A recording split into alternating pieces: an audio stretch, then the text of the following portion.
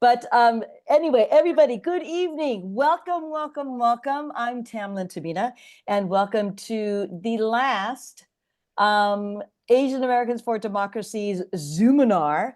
And again, the acronym drives me nuts. AANHPI presentation of Creatives for Democracy, Asian American, Native Hawaiian, Pacific Islanders. For those who need to be in the know, that is the official White House designation of the huge umbrella that encompasses more than 57 identities under the AA, Asian American, Native Hawaiian, Pacific Islander ethnicities and identities in our great country. And as we take a minute to let people come on into the chat, there's 74 people, and with just 26 days to go before Election Day, why don't you put in the chat? We just all said hello. We just chatted away there. And let us know how you're feeling. Are you feeling a little anxious? Are you feeling a little nervous? Are you feeling happy? Are you feeling stoked? Are you feeling angry? Are you feeling joyful? Let us know in the chat. And if you've missed any of our previous awesome Zoominars under the AA4D umbrella, with featuring our swing state warriors from 7 swing states, as well as scientists for democracy. You can view them via the link in the chat. So I guess Leah Shigemura or Trez Jimenez are going to put those links in the chat. But you can also watch them on YouTube and on the Asian Americans for Democracy.com website. You can access them all. And again, welcome to each and every one of you who are going to who are watching us and listening to us speak our minds and speak our hearts and speak our souls as to the election that's coming up in 26 days. And we have 10 very, very special people whom I'm so lucky to call each and every single one of them friends. And I'm going to cry already. Oh my God. But they're super dynamic speakers. They will inspire you. They will tell you what they're feeling as of right now, going into the last 4 weeks of our election. And, you know, it's through the efforts of these very special people at AA4D. So we can't see you. So if you want to talk to us or react to us, put it in the chat room with emojis or chat away and let us know how you're feeling and how you're doing. And if you have any questions, please just enter them in the chat box. And also, if you have friends who want to join the webinar, just please copy the link that's there in that chat room and send it to them now. They can join us immediately. Okay, so we're ready to rock and roll. AA4D, Asian Americans for Democracy, is a project of CAPA21's Political Action Committee, which I am very fortunate and lucky. I don't know why they selected me to be chair, but it has roots since 1987, co-founded by Dale Manami, and it's known as Coalition of Asian Pacific Americans in 1987. AA4D, Asian Americans for Democracy, is this wonderful all-volunteer organization that came to us in February and said, "Hey, do you want to partner up? Can you play with us in this election because it means so much to us?" And several of these people are original OGs, kings and queens, and so I'm going to name them up. Hoyt Zia, Helen Zia, Leah Shigemura, Diane Fukami, Deborah Nakatomi, Vincent Pan, Dan Nguyen Tan, Carol Hayashino, Kathy Cochin, and Eddie Hwang. They're original OGs from back in the day, and they are also rooted in Asian Americans Against Trump back in 2020. So we are so pleased to be a part of Asian Americans for Democracy in this historic campaign to elect Kamala Harris and Tim Walz to defeat the Orange Cheeto known as Donald J. Trump. And AA4's mission, if you did not know, is to raise funds to support 10 organizations and known in the Asian American, Native Hawaiian, Pacific Islander communities, voter mobilization organizations who have worked all through the year, not only in get out the vote, but community-oriented service. Their field operations are headed by persons who are well vetted, who are well known, who are well beloved by their communities. And they're also creating in-language videos and materials in several Asian language to reach that group of Asian American, Native Hawaiian, Pacific Islander voters who are the margin of victory. So far, AA4D has distributed $690,000. Woo! I know, it's like, oh my God, we've done this only since March. It's amazing. So it's like, wow. Yeah. The funds that we have raised via your generosity to those 10 organizations. Mm.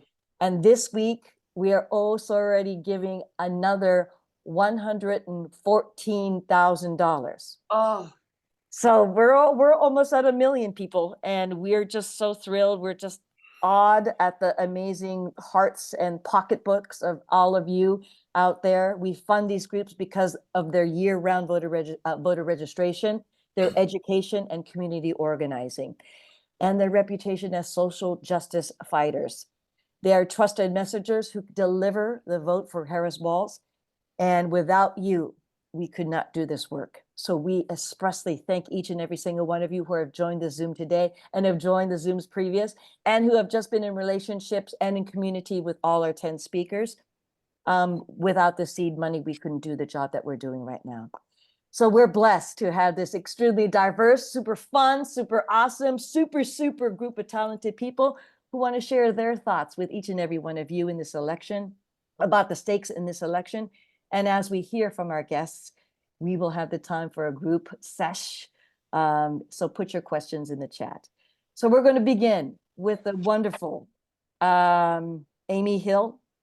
Jesus, I can't stop crying every time. Amy Hill's career, so I'm just going to read it. Amy Hill's career, long career in theater, film, and television is extensive. All of you love her as Kumu in NBC's Magnum PI. You'll also see her in the live action Lilo and Stitch, set to premiere in 2025 in the summer. Hey! And Amy's work is rooted in Asian American community theater, telling those stories. First with Asian American Theater Company in San Francisco, and then East West, where she has performed, directed, and taught. Amy, thank you so very much for joining us. How are you feeling, girl, about this election and the stakes for Asian, Native Hawaiians, and Pacific Islanders? Well, I'm finally feeling hope again, with a little anxiety, because I remember the moment that Obama was elected, standing there with my daughter in some outdoor venue. I can't remember where it was, but just thinking that we are now, our communities are together. We are now a part of this country where I grew up feeling othered. And then Obama becoming elected made me feel as though we are now a multiracial, multifaceted community that is going to be brought up into this world that is the United States of America.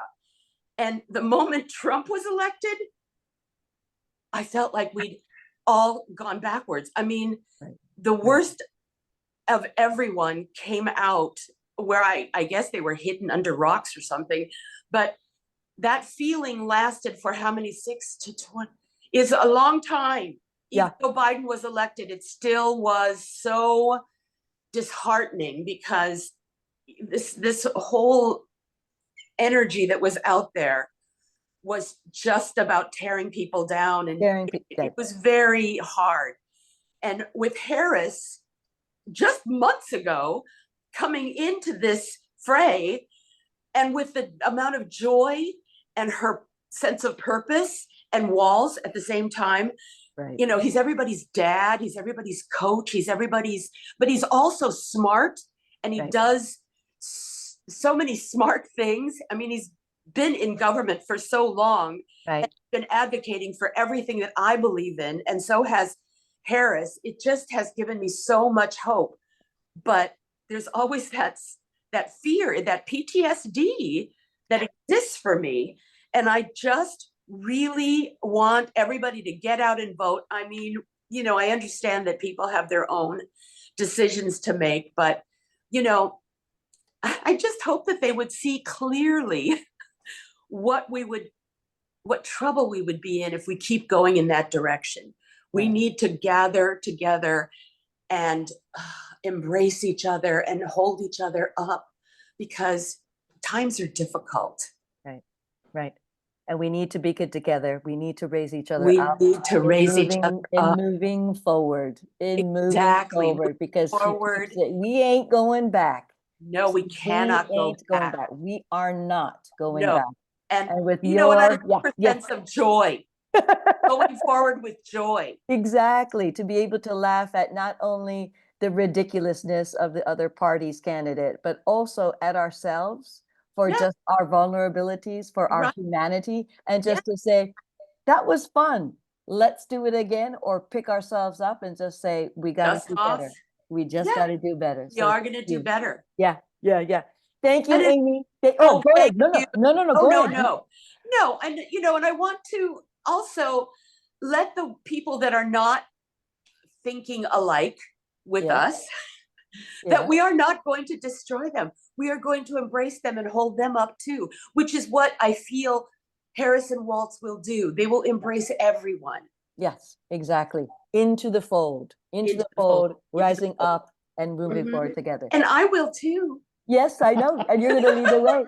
Thank you, Amy Hill. Aloha, mahalo, muhu, mahalo nui loa. And thank you so very much, and continued success. And hopefully we'll see you in person soon. Thank you. Our next, oh my God, this guy is the reason why I think I'm such a activist, because in 1991, there was a play called Miss Saigon.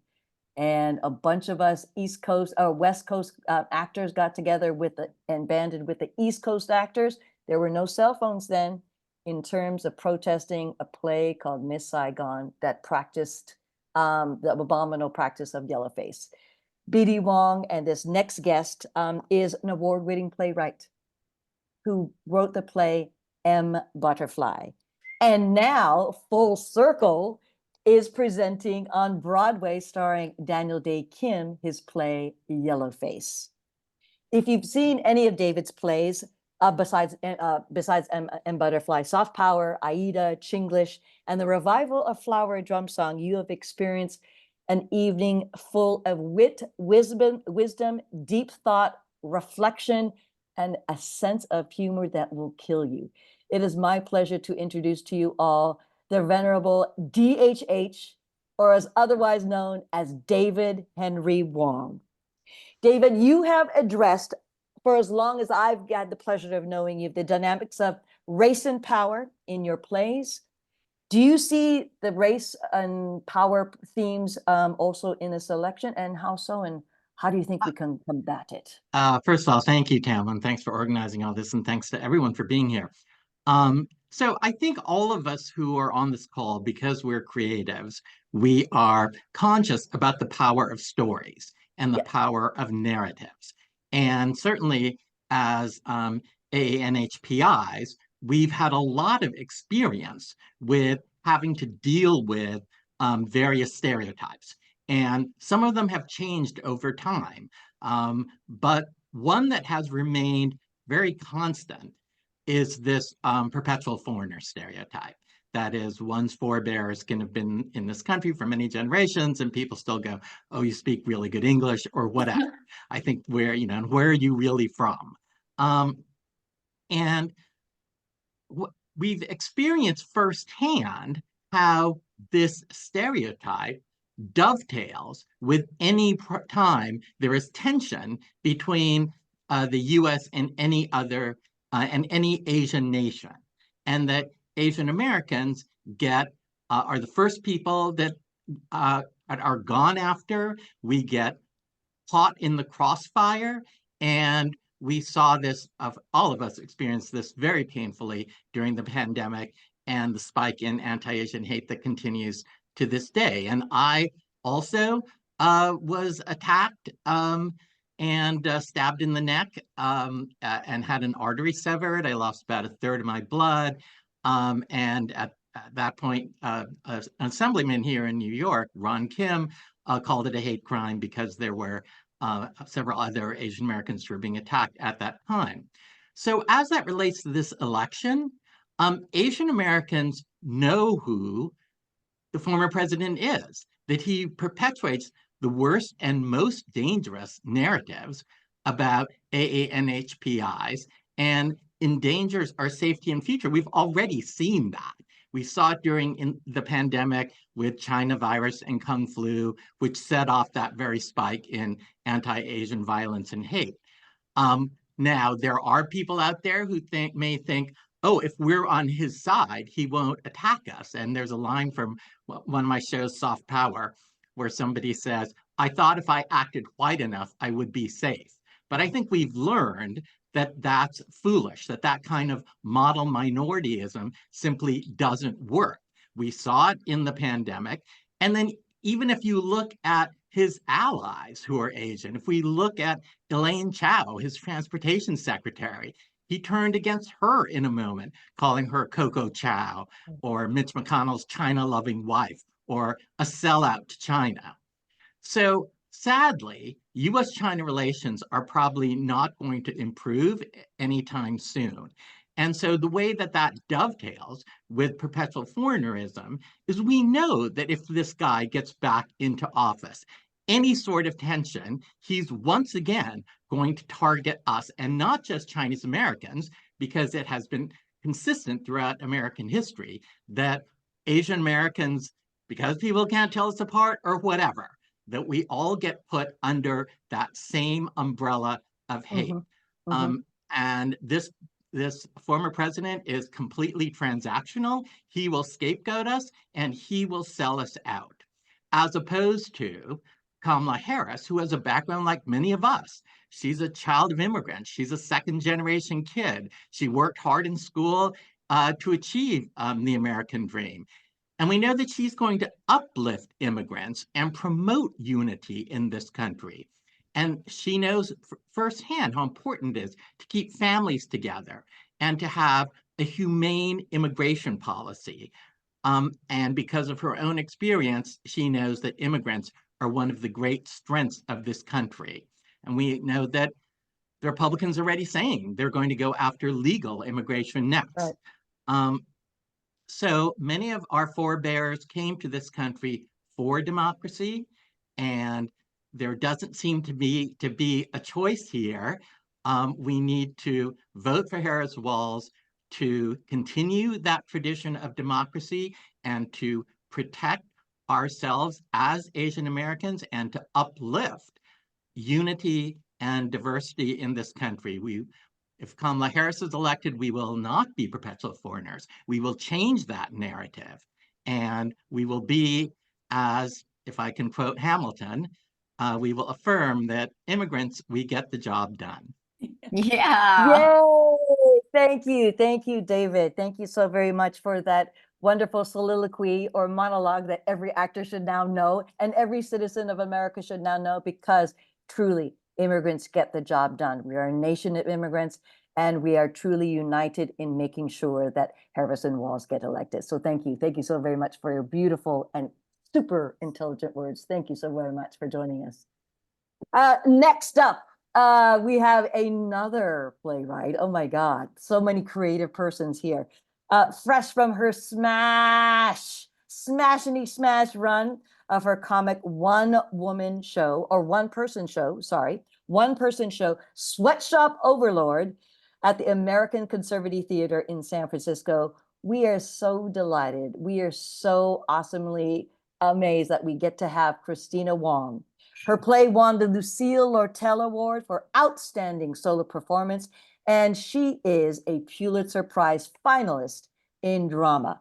Kristina, what is driving you nuts about this motherfucking election? What isn't driving me crazy? How is everyone hates a sequel unless it is Karate Kid Part 2 starring Tamlyn Tomita, right? Like, why are we even gearing up to this? We knew this didn't work the first time. Right. We knew that this. Did we forget that especially as Asian Americans, that the most powerful person in this country was fanning the flames of racism by blaming COVID on Chinese people? I feel like I wasn't even in the house and I got harassed about it. I mean, I wasn't even outside. Right.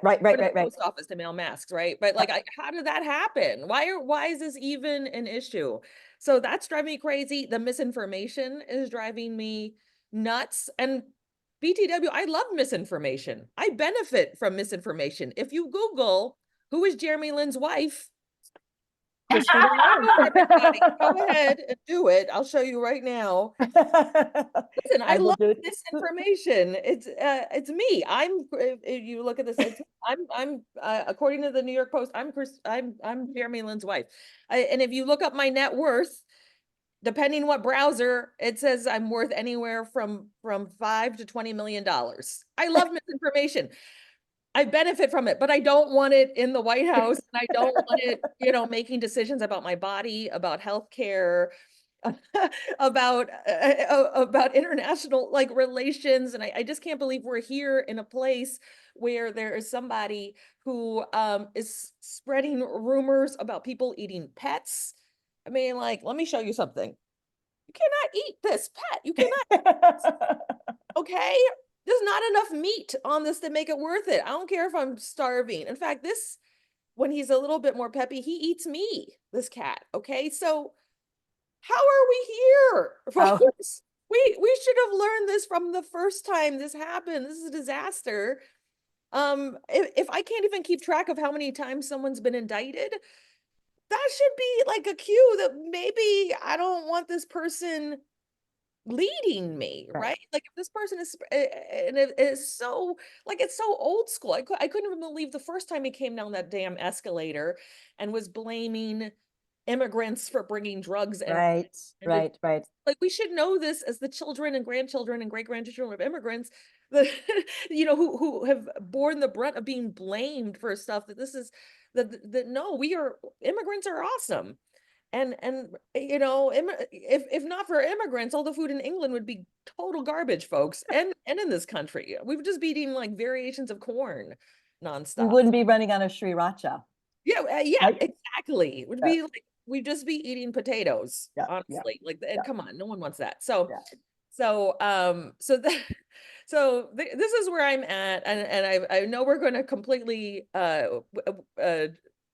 change these swing states with this call alone.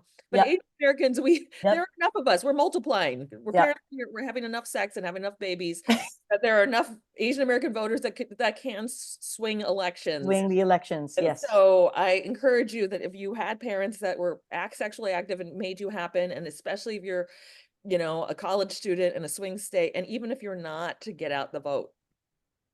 These are the big things that drive me. This should be so obvious, and yet we're here. Yeah, we're here. Yeah. We're here, and we're going to work together like you worked your ass off during COVID in making over 15,000 masks and spreading around. 350,000 masks. Yes. So just for persons let the heroic actions that Kristina Wong took, each and every one of you can do it with voicing your vote, especially in those states that we're all concerned about. But you need to exercise this right that so many of us in this nation care about, you exercising, and that so many people fought and died for. So exercise your vote and making sure that this country goes forward. Thank you, Kristina Wong, for your funniness. And for am I gone? Did you unpick? I want to thank Phil Yu for personally pledging $5,000 of his own money to Asian Americans for Democracy. Phil Yu, $5,000. Oh my God! Thank you for pledging that much money. You spilled the secret. You spilled the secret. Yes, Phil. Thank you for did it as a blogger. Thank you, Kristina. And ladies and gentlemen, we have, oh my God, after laughing so much from Kristina, we have a musical interlude from a very, very special guest. He is currently rehearsing East West Players production of Pacific Overtures that will be directed by Tim Dang here in Los Angeles, which runs November 7th to December 1st. It also stars Getty Watanabe, but he is the renowned, oh my God, he is a superstar, Jon Jon Briones, renowned actor who starred as Hermes in Hadestown and the engineer in the London West End and Broadway revival of Miss Saigon. Again, Jon Jon will be presenting a song. I have not heard of it, so we'll be listening all together. Ladies and gentlemen, Jon Jon Briones. Hi, I'm Jon Jon Briones. I'm an actor, and I'm also an immigrant. I got my citizenship not long ago, and before that, I didn't have the right to vote. I had no voice, I had no say in the outcome of the elections. Every single vote is important, very important, especially this year. And to me, the choice is very clear. It's Harris and Walz. I truly believe that Kamala will lead with compassion and respect for all Americans, not just a few, all of us, all Americans. Please vote. It's not just a right, it's a privilege. Thank you for listening.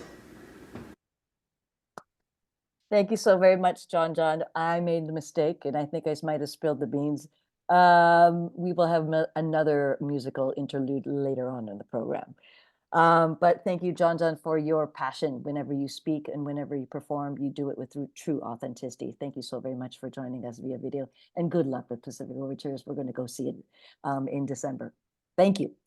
Our next guest is Oscar and Emmy Award-winning filmmaker Freida Lee Mock. Her Academy Award-winning film, Maya Lin, A Strong, Clear Vision, is included in our nation's National Film Registry, an honor bestowed by the U.S. Library of Congress. Freida Lee Mock, you have been also one of the original OGs, political activist, for as long as I've known you. Why do you think artists need to be involved in politics?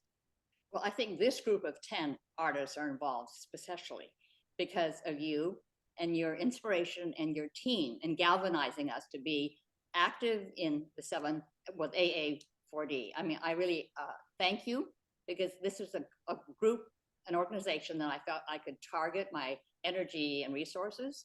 And Eddie Wong called me, and Debbie, and we're here. And thank you for making us bigger activists. But I think as artists, we all feel that we want to say something new, something not necessarily familiar, but also beyond the convention. But how we do it politically, I think depends, it's very personal, whether you're loud or subtle. So I find through film, I actually was able to have a personal, professional relationship with our next president of the United States, Kamala Harris. I happened to be downtown near Chinatown 10 years ago doing a film on homeboy industry, which is legendary as the largest, most successful gang intervention rehab program in the world. And anybody who is involved in kids at risk on public policy visits, you know, Laura Bush was there, and most recently Joe Biden was there. And in between that, I happened to be filming, and in walked the new California Attorney General, Kamala Harris. She's very impressive. She looked around at least 40 minutes, bought something in the gift shop for her niece, and then sat down with the amazing founder, the Jesuit Father Greg Boyle, who's very charismatic, as you may know, and he's very funny. And so she, you know, they talked. It's a sequence in the film. So I've seen her up close, and I said, she's impressive. And she asked the right question. And at one point she said, okay, given the success of this place, what are your plans for replication? And he, being quite astute, said, well, we don't want to be the McDonald's of gang intervention. What we want is for people to come here, take what's wonderful for their particular community, and apply what works for them. In other words, he didn't want to create a fiefdom, you know, where, you know, I mean, he's an incredible human being, and you understood why he didn't want to build up, you know, to be the king. I mean, he could have been flying in a, you know, jets if he decided to do that approach. So anyway, I just felt that there's no question today. It was so incredible to have Kamala Harris and Tim Walz bring such, as Amy said, such joy.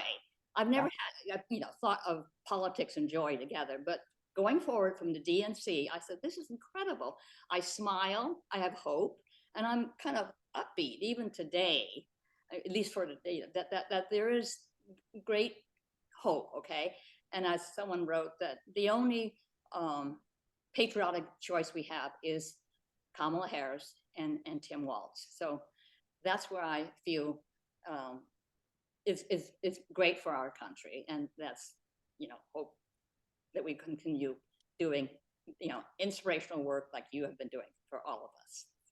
Oh, thank you so very much, Freida. I just continue in the line of footsteps that you and so many others have laid out for so many of us along the way. And I'm just glad that today we're hand in hand together, just pushing for Harris and Walz alongside our other creative AANHPIs here. So thank you so very much for joining us. Freida Lee Mock, thank you. Our next speaker, if I didn't show you all again, and I'll probably pop up because I think I got a preview, but our next speaker, you all know, oh my God, the guy puts out so much content and has been writing about Asian American politics and culture ever since he launched A Magazine. Y'all remember A Magazine back in the day in the late 90s?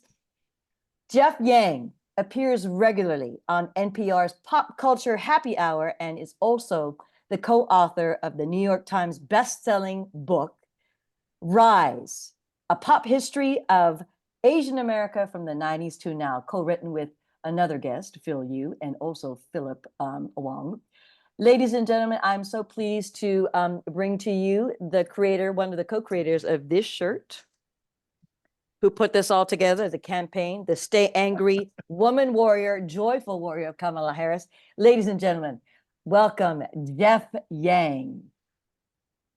Thank you, Tamlyn. I am so excited to be here, and I'm so excited to have you literally Literally on me. your backdrop. Oh my God. Okay, so what do you think is that significance of having Kamala as potentially the first South Asian and second Black president of our great United States? What's the deal pop culturally?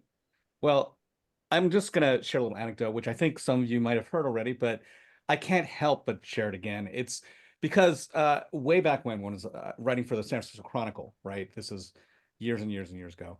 I had a column, and in one of those columns, when there was, a rising figure in politics who was contending for the presidential nomination by the name of Barack Obama, I wrote a column about why, in a lot of ways, when I looked at President, then not yet President Obama's background, his bio, his demeanor, and yes, the way the world saw him, I said to myself, I don't know if I'll ever see an Asian American president in my lifetime. But President Barack Obama, if he becomes president, to me, will kind of be like the first Asian American president. I mean, he's from Hawaii. He's from Hawaii, yeah. Yes. He's got Asian American family. He's got an Asian American sister and stepfather. Many of his friends growing up were actually Asian, especially South Asian. Yeah. He, in the way he looks at the world, kind of cool, calm, analytic, and rational, but also passionate when he needs to be. He just reminded me so much of people like my own father. And I said to myself, even if in my lifetime I never get to see an Asian American sitting in the White House, at least I have somebody who is, close enough, is somebody who actually, for me, gives me that sense that I too am a part of this country which I belong to, and in so many ways often questions whether I do. And that's something that Barack Obama also shared. He also was othered. He also was questioned as to whether he belonged in this country. So that question of the eternal foreigner, it's something that haunted him, much as it does so many Asian Americans every single day. Well, so I wrote that column. It kind of went viral. Lots of people were sharing it. And then years later, I was invited to the White House. Actually, I wasn't invited. I was +1 for an invitation to the White House that my son received. And so we're there, and I get to actually meet the president himself. Yeah. And we're taking a picture with him, and then I just decided to pipe up and say, hey, this is going to sound crazy, but years ago I wrote a column about why in so many ways I felt like you're the first Asian American president, and I detailed the reasons really quickly, and he's like, laughs in that Barack Obama way, that sort of booming Barack Obama way, and then slapped me on the back and said, that's because it's truth. And again, as amazing as that moment was, it was nothing compared to when Kamala Harris became vice president, and even more so when she became candidate this year. The first woman, the first Asian American, the second African American to actually be on the top of the ticket for the Democratic Party. And now we will usher her into the White House herself, and she will make realized that fantasy that I had, that I projected onto Barack Obama, for real. So to me, that's what it means. It means for the first time, I really can see this kind of weird dream I had, that many of us have had, actually come true in the form of somebody who I think will be a fantastic president, because she's already been a fantastic vice president. I do want to say, everything that you guys have done as AA4D to just fight for this to happen with these 26 days left, I urge all of you to just leave it all out on the road. Leave it all out there. Leave it all out there. I'm donating right now. I'm going to donate $500, not 5,000 like Phil, you. I don't think I should donate 5,000. Every single bit counts. Jeff Yang, thank you so very much. Thank you. Please, Thank you. You guys, match me right now.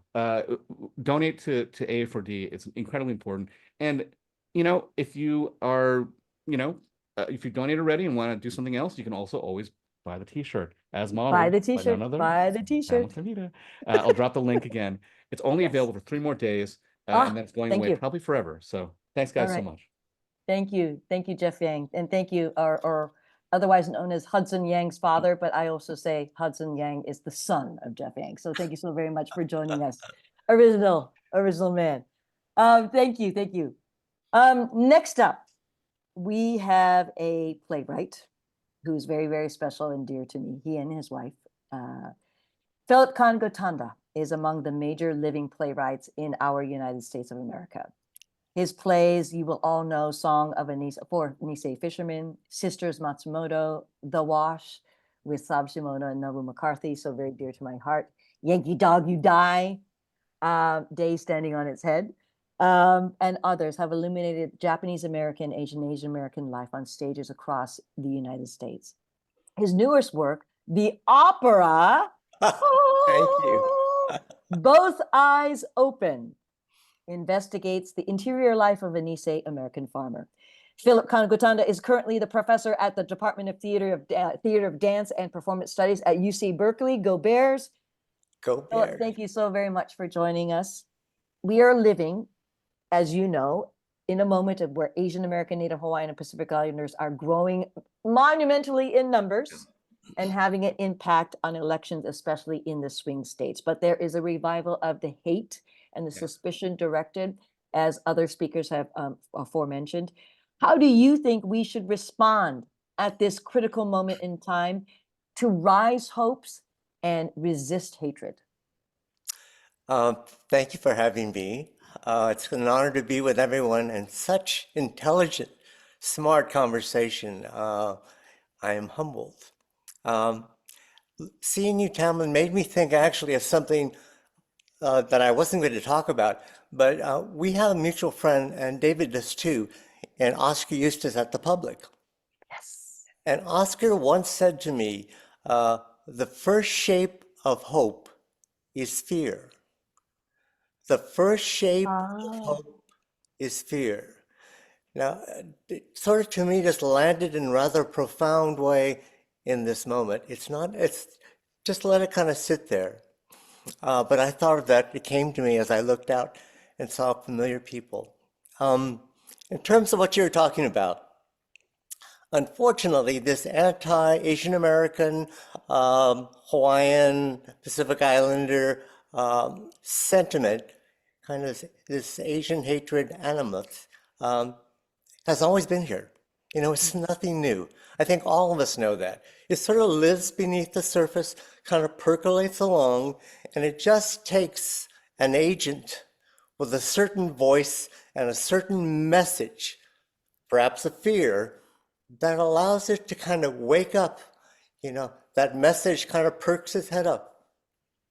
The ugly animal, the ugly beast raises its head up. And it's one of those things that we just have to kind of really be vigilant about. Now, there are two things. One is what I believe and what I no longer believe. One is what I believe, and it's been echoed by everyone here, and that is, this is the moment. You know, this is no longer a dress rehearsal. In real time, in this body, in your body, everyone here can make a difference. And if you don't act, you know, if you don't use your voice, it's not going to be the same in real time, right now. So those are the stakes. The other thing is this idea that I no longer believe the arc of the universe bends towards justice. I know many of us have, I had. I believe it just bends. And whoever has the loudest voice, the biggest action, wins. So that is why, for me, you know, the hope is, and that we must collectively have the biggest voice, make the biggest action collectively. You know, that's simple as that, and go out and vote for Kamala Harris and Tim Walz, so that they might continue to bend the arc of the universe towards justice. And the other thought too is they can begin to work on this whole idea of the first shape of hope is fear. This idea that fear, and that Kamala Harris and Tim Walz seem to offer this ability to, they understand this fear. Yeah. They know it.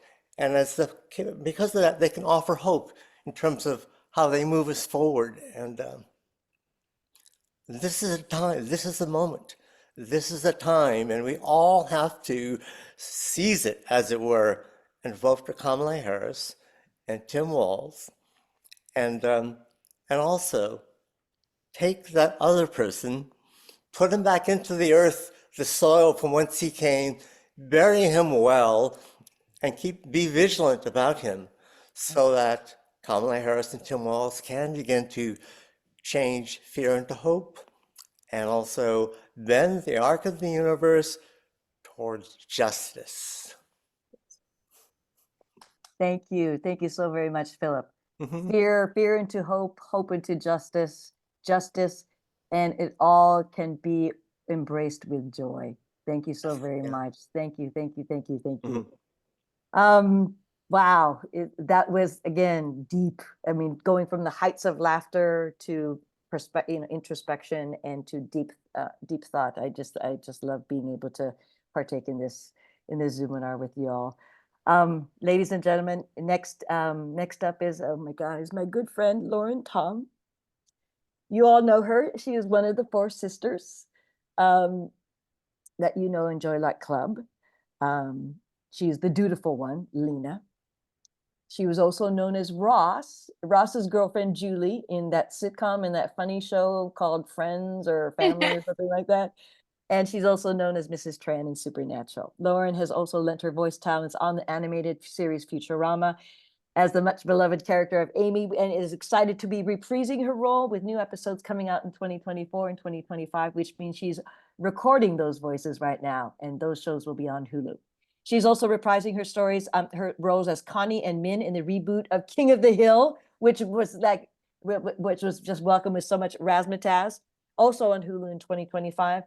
And also she will be in the recurring film that will be released on November 19th, 2024, so after the election, in Hulu's Interior Chinatown, alongside Jimmy O Yang, Ronnie Chang, and Chloe Bennett. But also, Lauren and her family have been lifelong supporters of Homeboy Industries. She is an advocate. She's an activist. She's a kick-ass girl, kick-ass woman. Ladies and gentlemen, my friend, my sister, Lauren Tom. Oh my gosh. Oh, I just have to say that I'm older than Tamlyn, but when I grow up, I want to be Tamlyn. No. So Thank Lauren, you. you're so welcome. So I just want to get it to you because I want to give it to you because you Okay, have something to say. But because again of your heart, politics is personal. Yes. What is it about Kamala Harris's story that resonates with you, and why does it mean so much to you? Okay, so I think that I resonate with Kamala's story because when I think of a successful leader in this country, I think of a tall white male, not a strong woman of color. And yet there she is, paving the way through her talent and her hard work and her immense intellect and her courage and her tenacity. Yes. And when I think of our industry, I feel that the actors who grab the leading roles and the biggest salaries are tall white men, and also young to boot. So I'm not quite sure how I, as a petite woman of color who's also of a certain age, is even still working. Oh my God. I do know that I take my inspiration from Kamala. I try not to complain, and I just do the work. And I think that that's what's being called upon all of us right now, that we just have to get up, do the work, even against odds. That's why we're all going to donate during this and beyond. And I think that Kamala's success is proof that the American dream is not only built for tall white men anymore. She is paving the way for it to be for America's melting pot. It's for everyone. And she's also bringing everybody with her, like her mama taught her. She and I had, really strong moms. And you're going to be the first, but not the last. Okay, so this, her character, who she is, what she stands for, is the exact opposite of her opponent, whose message is, I alone can fix this. I alone can achieve this. He is a moral abomination, in my opinion. And I feel like, besides that she's a woman and a person of color, she's the most qualified. When you compare her to someone who's like a fake person, like there's nothing authentic about him. And that's what I love. So I'm with her, I'm with Kamala and Tim, because they authentically have a deep desire to help other people, to help all of us. And so, we can do it. We can do it. Let's donate. Yeah. Thank you so very much, Laura. And the genuine enthusiasm of Lauren Tom is authentic. And her laugh, again, how we can be saying that this campaign is full of joy, it's because at the ridiculousness of it all, but the truthfulness of it all. She is the most qualified candidate ever. So thank you so very much, Lauren, for your words, for your wisdom. And you still kick ass. I don't care if you're petite, of age, woman of color. No, you still are a original woman warrior. Thank you so very much. I love you, Tamlyn. I love you too. Thank you. All righty. Next guest is the other Phil. Lauren was the sandwich. Lauren is the sandwich between Philip Kan Gotanda and our next Phil Yu, a Peabody Award-winning writer, speaker, and host, best known as the creator of Angry Asian Man. The first thing that I read every morning, I've told him for years and years and years, before the New York Times, before the Washington Post, before the Daily Beast, I click onto Angry Asian Man and hear what Phil Yu has to say. Angry Asian Man is one of the most widely read and longest running independent websites covering the news, the culture, and perspectives from the Asian American golden community and perspective. And along with Jeff and Phil is the co-host of the podcast, They Call Us Bruce. I wish I could be wearing my Bruce t-shirt as well. An unfiltered conversation about what's happening in Asian America, who has the guest right now, I believe, Daniel Day Kim, a long coveted guest. Phil, welcome, and thank you for joining us.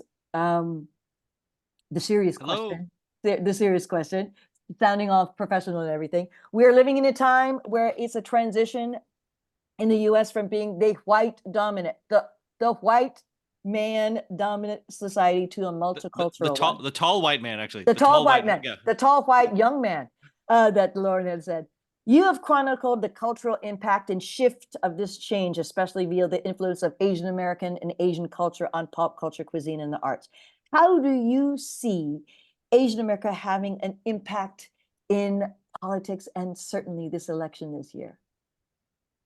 Yeah, so yeah, I've been running my blog for over 20 years. Founded on February 14th. Yeah, 23 years actually, and in just that time, you know, I've experienced and chronicled like huge changes in the Asian American sphere in pop culture, media, beyond. I mean, there was a time when it felt like we were just perpetually fighting to simply just be seen, to be acknowledged. Right. And I mean, sometimes it still feels like that, but you know, when I look at today's headlines, you look at the box office, award shows, and mainstream storytelling, and there's no denying that, you know, Asian Americans have made stories and you know, have made stories that have, you know, made strides and broken barriers, and that may have been inconceivable 20, 30, 40 years ago. So there is a lot to celebrate. I'll be the first to stand up and cheer for my community, for every, you know, every box office win, every Oscar, every Jeremy Lin. Like, I'm there, you know, I'm front row, first in line. You are. That said, I'm actually here to say that representation for representation's sake is a trap. I feel like representation in and of itself, it will not save us. And this absolutely applies to politics. So, you know, we as Asian Americans are not just asking to be seen or acknowledged. That is not enough, right?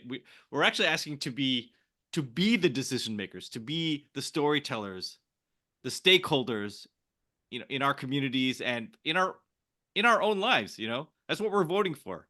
Mm-hmm.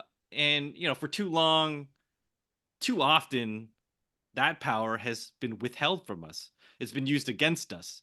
And, you know, so many decisions are made without us, about us, you know. So let's be honest, like Donald Trump and the people who support him would very much like to keep it that way, right? They've already shown us who they are, you know, many, many times over. Like the proof, there's no need for proof. Like, you know, we don't need to be that case. It's already been presented by them. Right. Whether it's the nonstop like anti-Asian rhetoric, scapegoating of immigrants, like forever, you know, the persecution of people of color, or just as it's already been said, being made to feel like we do not belong, you know, in the country that I was born in, you know what I mean? Right. And we have a lifetime of not being able to shake that feeling, and I feel like we're getting closer to a place where like I can shake that feeling, you know, but we need to like keep moving forward, right? So, but I don't need to remind anybody of any of this, right? Like, if you're like, you know, if you're on this call, you know what's up, right? If you're like me, also, but if you're like me, you're tired, because this election has lasted for like what feels like approximately 100 years. So, but we have, you know, we got less than a month to go. 26 days. Chances are, if you're on this call, you're not one of the people that need convincing. Correct. You know, you don't need convincing, and you know we cannot go back to Donald Trump in the White House. Like, that is my favorite slogan. We can't go back. We won't go back. No going back, right? That's no just, going back. You know, it's a powerful statement. Yeah. Because we know we've already been there. We've already been there and seen that, and we know what that's about. And like, we cannot have that. So, as I said, you're on this call, you know what's up. I don't need to further convince you. What we're fighting now is apathy. We're fighting inaction, right? The people are going to stay home and not do anything about it, sit on their hands because they're like, it doesn't matter. Like, it really matters. And there's so much at stake. So I implore everybody who's on this call, like, talk to the people you need to talk to, make the calls, donate, demand better leadership. Let's go. Let's go. Let's go. Thank you so very much, Phil. You And thank you so very much again, because it was mentioned earlier that of your donation of $5,000 to A4D. Thank you so very much for the generosity of your heart and for your wallet. So thank you, thank you, thank you, thank you, thank you, thank you.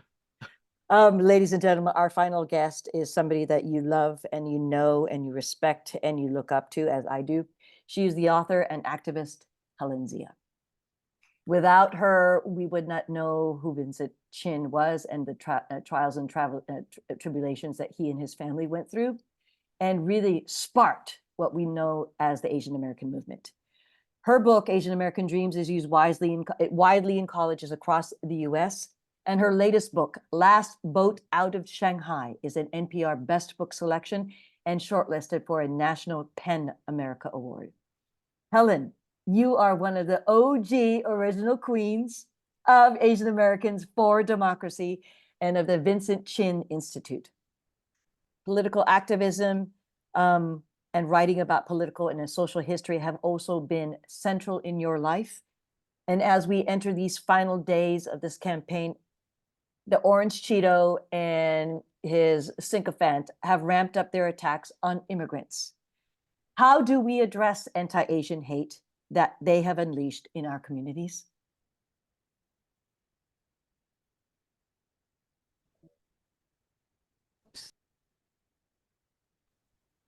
Okay. There you go. I've never been on a Zoom before. I'm sorry. So yeah, I unmuted. Hallelujah. Hallelujah. Yeah. We got you in. Thanks, Tamlyn, and thank you to all the brilliant artists and creatives here. It's true, I've written and organized a lot about anti-Asian hate and white supremacist violence over the past 40 some years. And I've always said that to counter hate, our AAPI communities must raise our voices. We have to be engaged and build solidarity. We have to demand to be equal participants in this democracy. We must tell our stories about our full humanity.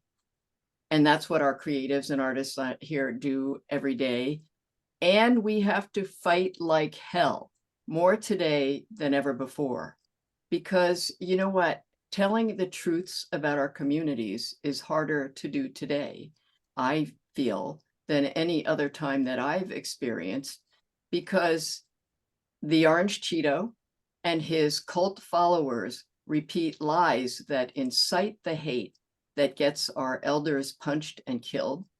They threaten our immigrant and refugee families with lies about dogs and cats, and about millions and millions of murderers, rapists, drug traffickers from what Trump calls the shithole countries where we're from. And we have to remember that Hitler perfected the big lie, and Trump practices it every day. And these lies are killing people in our communities.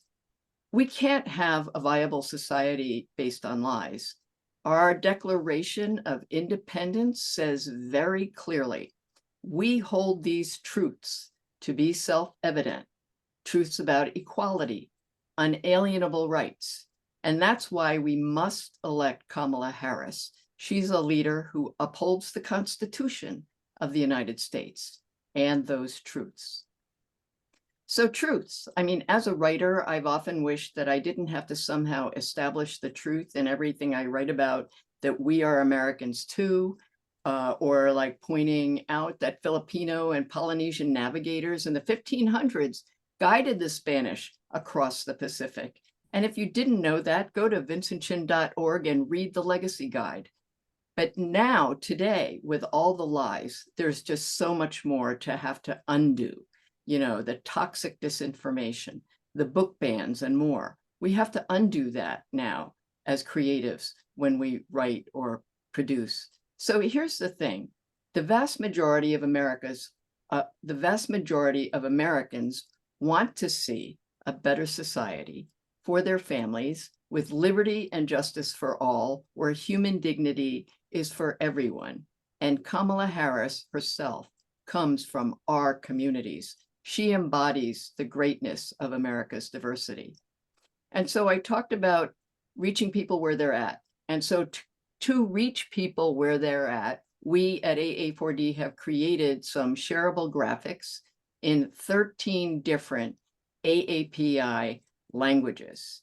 And we're going to show you some of those, but the languages include Chinese, simplified and traditional, Hindi, Hmong, Japanese, Khmer, Korean, Lao, Punjabi, Samoan, Tagalog, Thai, and Vietnamese. And so, 2/3 of AAPIs do not have English as their first language. That's 16 million people in our communities who we know are the swing vote in the key battleground states. And everyone on this Zoom has family and friends who resonate with some of these languages. So you can find these on our website and on all of these social media graphics and in the URL that's in the chat now. So let's make these graphics go viral. We can all be creative in these remaining 3 weeks and give that personal touch to reach out with the message to vote for Kamala Harris. Let's do it. Thank you so very much, Helen Zia, the incredible Helen Zia, the fearless leader. My God, and thank you so very much to AA4D and the hard work that went into putting out those graphics. They were working, oh my gosh, work at last minute to get these up and ready for you. So please use them, disperse them, make them viral, as Helen Zia said.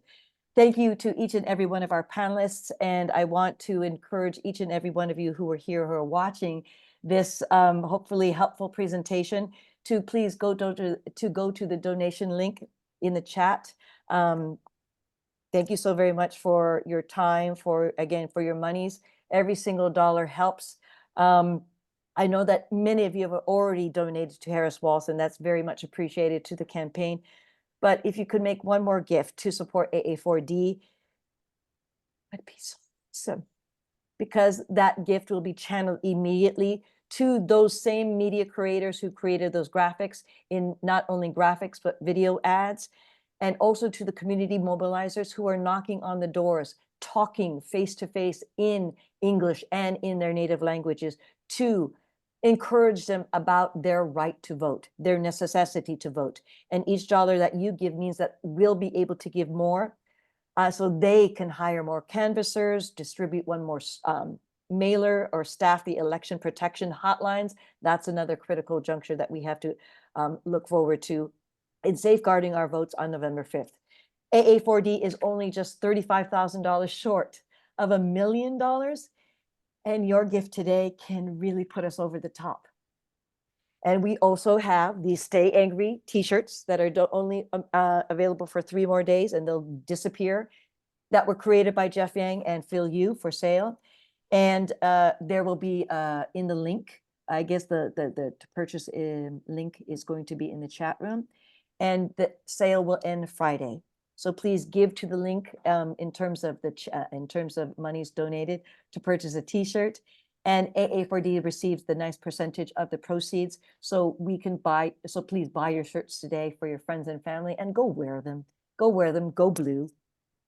And before we get to the panel, are we going to the panel discussion? Because otherwise, I think I'd just like to present the musical number that I spilled the beans on.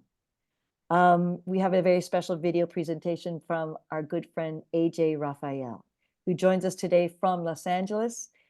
He is over 500,000 followers on YouTube, having released his solo album Red Roses in 2001. He went on to become viral, producing the popular Crazy Talented Asians variety show, and his most recent song Reflection, a duet with his beloved wife Alyssa Navarro, garnered 10 million views. Ladies and gentlemen, we present to you AJ Rafael. Hey everyone, I'm AJ Rafael. Thank you so much to Asian Americans for Democracy for having me as part of the Asian American Creatives for Democracy. I have a lot of friends on this call. I especially want to thank Tamlyn Tomita. Thank you so much for inviting me to be a part of this and to be a guest. I wanted to speak as someone who is a creative. I'm a storyteller, singer-songwriter. I've been on YouTube for almost 20 years now, just making music independently. I'm currently on tour, which is why I cannot join you all live today. But for all of us in creative industries, you know, musicians, artists, storytellers, Kamala's presidency means something very important to us. You know, if you remember during Trump's administration, there was a constant effort to defund programs like PBS, which serve as lifelines for the arts and creative communities. You know, the cuts that he proposed signaled how underappreciated our work as creatives and storytellers was. How easily creativity and culture could be dismissed. Kamala Harris, on the other hand, recognizes the importance of the arts in shaping our society and elevating our voices. And obviously, we need a leader who supports creatives, who not only supports our work, but understands its value. I also wanted to speak on how this fight is not just about, you know, political power. It's about protecting people, including those closest to us. For me, this is a fight for my sister, who is currently on Broadway right now. She is a performer and dancer and singer in the Broadway musical And Juliet out in New York. And for everyone in the LGBTQ plus community, as we know, the other side is actively trying to take away rights from people like her, and we cannot stand to let that happen. Kamala Harris has consistently shown us that she is ready to protect those rights and fight for equality. So that's also why this fight means so much to me. I wanted to share a little song. I know I'm just a mere musician, but my goal and mission has always been about lifting each other up, whether through my YouTube channel, through music, through collaboration. As we know, art is political in its own way, right? Or just encouraging other writers and artists to keep telling their stories, especially my fellow AAPI artists, as we need to come together to just make sure that our voice is heard, because our voice matters. So I wanted to sing a little, it's an oldie, but a goodie. And again, like I said, art is political, and this song was written by Marvin Gaye. And just kind of speaks on, I guess the lyrics will speak for itself. But again, thank you so much for having me. And yeah, I hope everyone has a good rest of your night.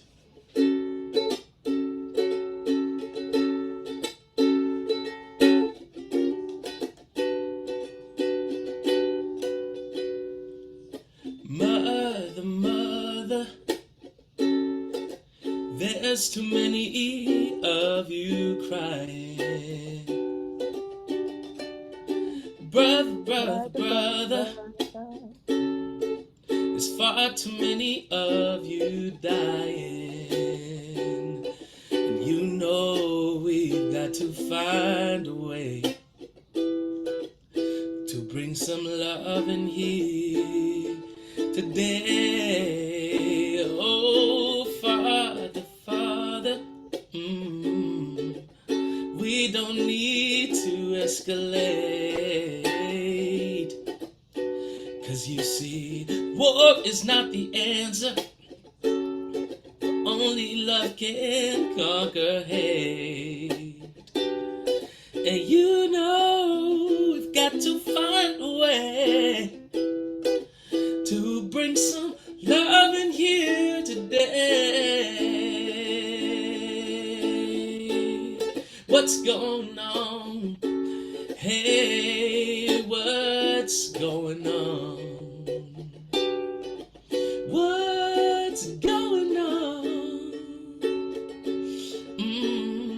What's going on?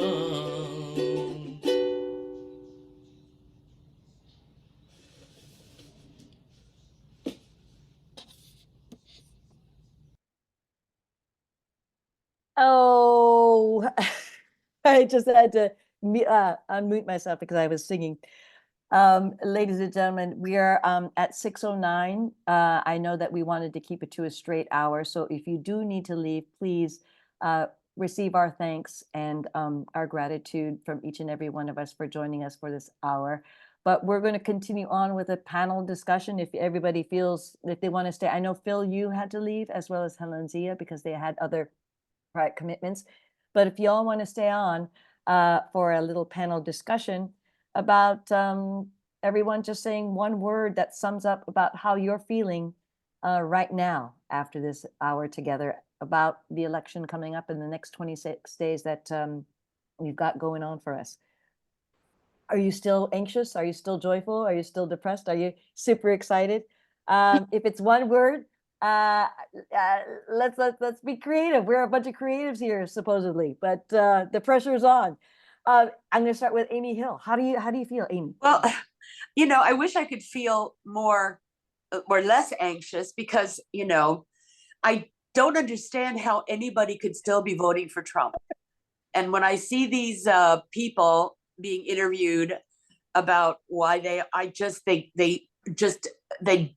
dumbfounded by that. And I feel as though when Kamala and Walz win, we need to really invest in education so that people can be critical thinkers and not so blindly led by this misinformation, or because I don't think people are hateful. Mostly the people that follow Trump, they just believe what he says. Yeah. That's why we got to vote for Harris Walz, because they're book banning. They're book banning. So we got to get to all those books, especially. We got to get everybody reading, right? And figuring things out. Reading and writing. Yep. Reading and writing. Education. Important. Education. David Henry Hwang, is there a word that sums up what you're feeling about the election in the 26 days that are coming up? I mean, after this, but you know, my word is inspired. However, I also have the word embarrassed because I remember I still owe the rest of my pledge to AA4D, so I will give that now. Hallelujah! Thank you. Oh my God. I just donated. Oh my God, Amy Hill, thank you so much. Oh my goodness. Me too. I donated. Yeah. Oh my God, Lauren. I have to go too, but I just want to say really quick that my word is, because I'm visualizing it already happening. So my word is cautiously ecstatic. Yeah. No, take it. Bye, everybody. Bye. Freida Lee Mock, what's your one word? So one word is I'm hopeful. Yay. Because I don't want to actually fall into the rabbit hole. Yes. A negative, which is it's toxic. Yes. And I'm actually hoping for a landslide, despite, you know, the polls, but the polls aren't necessarily right. Correct. They've never been right. They've never been right. Yeah. You know, we know what. 216, and so I actually don't like to. I actually turn off the negative. Yeah. I can't do anything. It's not healthy. So yeah. Actually, my scripture and hope is I read every day Heather Cox Richardson's Letters to America. Yeah. Incredible. I mean, it's illuminating, and it's and I say we haven't, because of the way she looks at the dynamics of authoritarian versus democracy. That's the same thing that was going on back in the Civil War. Those same kinds of divisiveness. Yeah. You know what? We haven't gotten to a second civil war yet. So there's hope. Yeah. Right? Yeah. And so I just want to share, you know, I did a film on Justice Ginsburg, and I thought we'd gotten rid of him, right? But look, I remember, I love this picture of her. Can you see that? Oh, yeah. Oh, yes. Oh, yeah. Classic. And I just think, I thought he would be gone soon. I know. But anyway, so I'm hopeful because I actually I don't listen to the negative.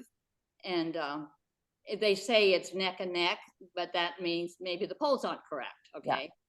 So that's my. We still got a lot of work. We got a lot of work. Thank you, Freida. Thank you for. Philip Kan Gotanda. Is there one word?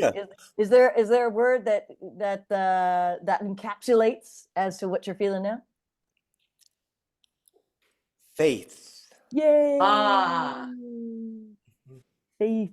Thank you. That's a good one. Yeah. That's an excellent, most excellent one. And Ms. Kristina Wong, you're going to close it out with the one word. I'm ready. I got my ballot right here. I'm going to vote right now. Fantastic. Oh, I we get to mailed it, witness. ballot. Look at me. This is Oh. live. I don't know. It's Okay. very voyeuristic. It's very Yeah, look at this. voteristic.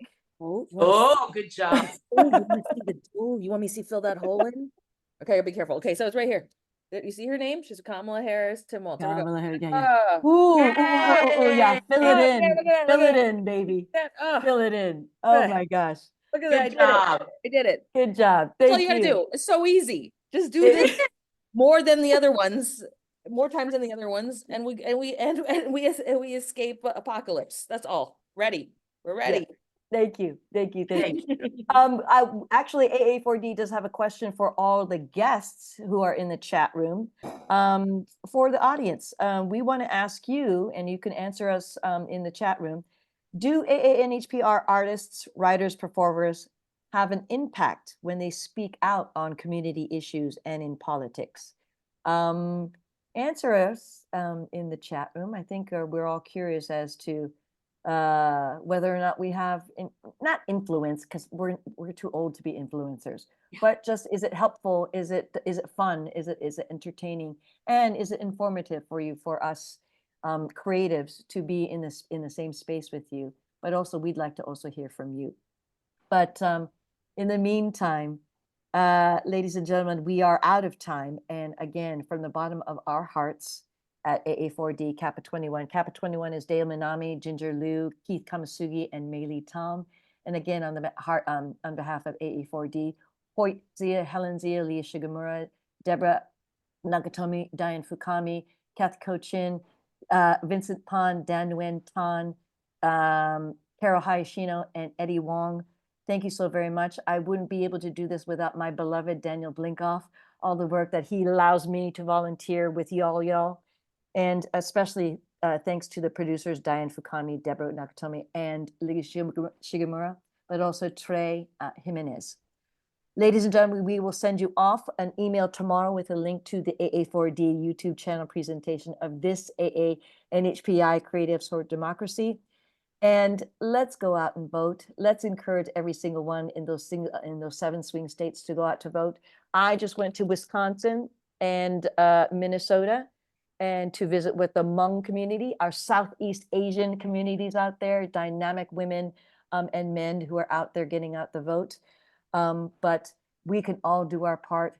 Thank you so very much for giving us your time here, your money's there, and your love all the time. With only 26 days left in this election, let us all together in unity send out Kamala Harris's clear message. We're not going back. We are going forward for a better future. Ladies and gentlemen, thank you and good night.